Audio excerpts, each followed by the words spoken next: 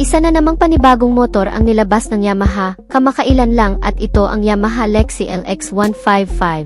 Mas moderno at mas affordable ang presyo nito kumpara sa Yamaha NMAX at Yamaha Aerox. At ito rin ang ipangtatapat ng Yamaha sa Honda Click 160 at siguradong magugulat ka sa mga specs at features na meron sa motor na ito. Baka nga ito na ang susunod mong maging scooter kapag dinala na ito dito sa Pilipinas. Aalamin natin ngayon yan mga kamoto, kasama ng buong presyo nito. Pero bago yan syempre, kung bago ka pa lamang po dito sa aking channel, baka naman kapatid kung pwede ay pakihit ang subscribe at notification bell icon para lagi kang updated sa ating motorcycle news and reviews. Isama mo na rin ang pag-like bilang suporta sa ating channel. Huwag din kalimutan na mag-follow sa ating Facebook page. Pagdating sa kanyang disenyo, ay moderno at napaka-elegante ng forma. Dito pa nga lang sa harap ng bahagi nito, napaka-unique na ng kanyang design. Ang ganda ng combination nitong kanyang windshield, bagay na bagay sa design ng kanyang headlight, at dito sa kanyang mga turn signal lights, at napakaganda ng disenyo ng kanyang headlight. Mayroon pa itong DRL o daytime running light na bukod sa dagdag visibility, ay nakakapagpadagdag forma sa motor na ito, at naka-LFD kaya maliwanag ang kanyang headlight. At yung kanyang mga turn signal lights, nandito ito sa itaas kaya kitang-kita ka kapag kakaliwa o kakanan, at meron na rin itong hazard lights. Anyway, ang kanyang mga turn signal lights ay naka-bulb type pa rin at bagay na bagay yung design ng kanyang windshield. Para itong pinaliit na Yamaha NMAX, mas simple ito pero maxi-scooter pa rin ang kanyang datingan. Pagdating naman dito sa kanyang tail light, medyo maliit ito, pero naka-LED na rin yan kaya maliwanag siya. Nasa loob na yung kanyang mga turn signal lights, compact yung kanyang design at kagaya ng sabi ko kanina, mayroon itong built-in hazard lights, very useful yan kapag ka nakahinto ka lang, lalo na sa alanganing lugar. At napakaganda ng design ng kanyang instrument cluster, parang pinagsamang Yamaha Aerox at Yamaha NMAX ang kanyang design, kung makikita mo ay very modern talaga. Fully digital display kaya madaling maintindihan ang kanyang mga indicator, at magkahiwalay pa yung kanyang mga turn signal lights indicator. Kaya hindi ka malilito at pwede mo na ring i-connect ang cellphone mo dito, dahil meron itong Yamaha Way Connect na kung saan ay makikita mo dyan sa panel mo kung may tumatawag or may nagte-text sa'yo. At makikita mo naman sa cellphone mo ang buong status ng motor mo, kung merong bang sira o merong kailangang palitan, mas madali mo siyang makikita.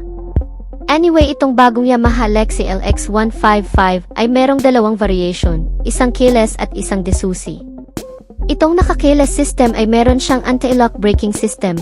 Very convenient ito, dahil meron na itong built-in charging port. Pwede kang mag-charge ng cellphone mo dito. Very useful ito, kung gagamitin mo ang motor mo pang hanap buhay. Speaking of hanap buhay, perfect na perfect pang hanap buhay ang motor na ito. Dahil naka-flat footboard ito, kaya kung marami kang dala-dala kung delivery rider ka, ay hindi ka mahihirapang maglagay ng mga gamit sa harapan mo. Like mga parcel at kung ano-ano pa, dahil meron siyang space na pwedeng paglagyan dito sa harapan. So pinagsamang panghanap buhay at pangporma ang design nitong Yamaha Lexi LX155. Kapansin-pansin din na malapad ang kanyang footboard. Medyo ma-extend mo siya ng konti, pero hindi ito kagaya ng Yamaha NMAX na matutuwid mo ang paa mo. Pagdating naman sa engine nito, the same lang din naman sa Yamaha NMAX at Yamaha Aerox. Meron itong 155 cubic capacity na engine displacement, liquid cooled, single overhead cam, 4 valves. Naka-fuel injected na ito at power by Blue Core technology. At syempre meron din itong variable valve actuation. Ang compression ratio nito ay nasa 11.6:1. At ang kanyang maximum power ay 11.3 kW at 8,000 revolution per minute, with a maximum torque of 14.2 Nm of peak torque, at 6,500 revolution per minute. Mas lightweight na rin pala ang scooter na ito, dahil 116 kilos lang yung standard version, at 118 kilos naman yung anti-lock braking system na version. At dahil fuel-injected and powered by Blue Core technology na ang scooter na ito, ay matipid ito sa gasolina. Kumokonsumo lang ito ng 45 to 50 km per liter.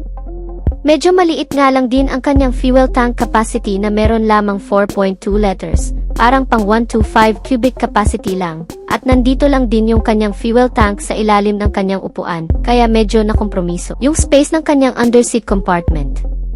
Mayroon lang itong 18 letters, medyo maliit lang talaga at hindi dyan kasya ang isang full face helmet, pero makakapaglagay ka na rin ng mga importanteng gamit mo dito.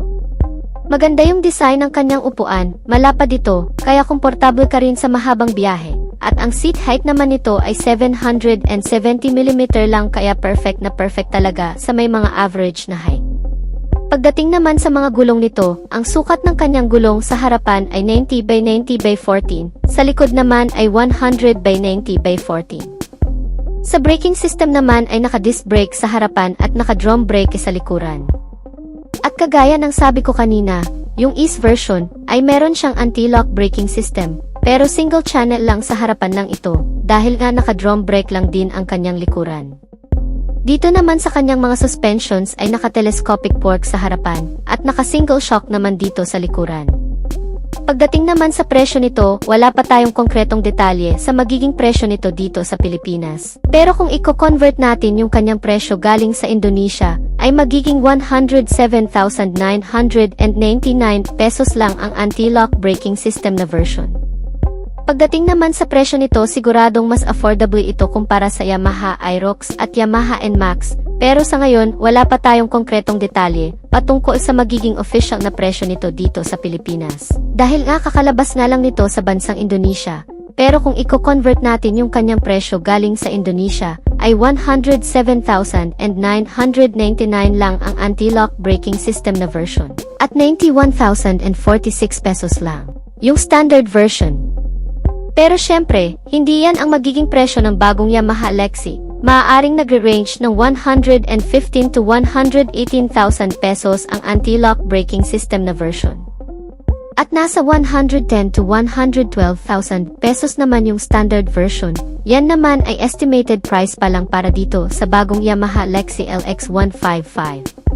Kung pagmamasdan natin yung kanyang disenyo, ay para lang itong 125 cubic centimeter na scooter. Pero huwag ka, dahil nga 155 cubic centimeter na ito, naka 4 valves at naka liquid cooled. Kaya siguradong may maibubuga pagdating sa performance itong bagong Yamaha Lexi LX155. At paniguradong marami rin ang tatangkilik sa motor na ito kapag dinala na ito dito sa Pilipinas, dahil unang-una napakaganda ng kanyang forma at naka-flat footboard pa ito, kaya perfect na perfect talaga pang araw-araw.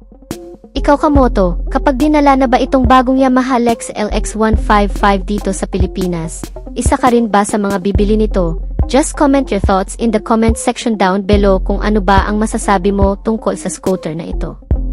So hanggang dito na lang tayo mga ka-Wizard Moto. Sana ay nagustuhan nyo ang video, at kung nagustuhan nyo ay pakipindot ang like button bilang suporta sa ating channel. Pakihit na lang din ang subscribe button at notification bell icon para lagi kang updated sa ating motorcycle news and reviews.